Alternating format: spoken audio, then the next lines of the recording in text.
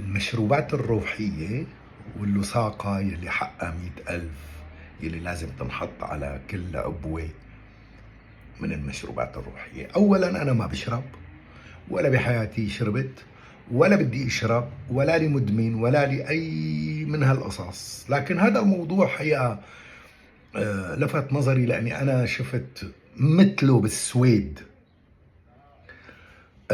طبعا الدولة اليوم حطت أو فرضت لصاقة ب100,000 ليرة على أي عبوة مشروبات روحية لازم تنباع.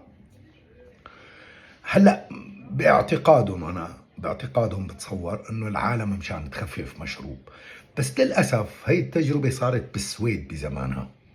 مشان يخلوا العالم تخفف شرب ويسكي قام عملوا عليها رسوم عالية جدا.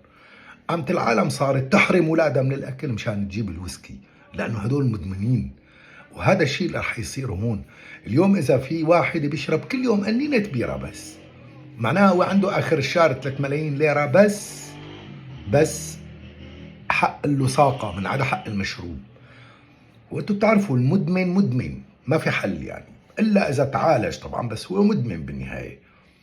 فهذا رح يأثر على بيته، رح يأثر على اولاده، رح يأثر على صرفه على عائلته.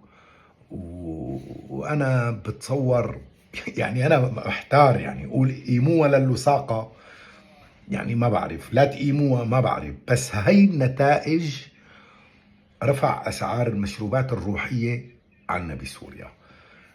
موضوع شائك، لكن حقيقة هو أكثر المتضررين من هي اللصاقة هي عائلة يلي بيشرب، لأنه رح يحرمهم من شيء معين مشان يشرب، وخاصة أنه غليت عليه.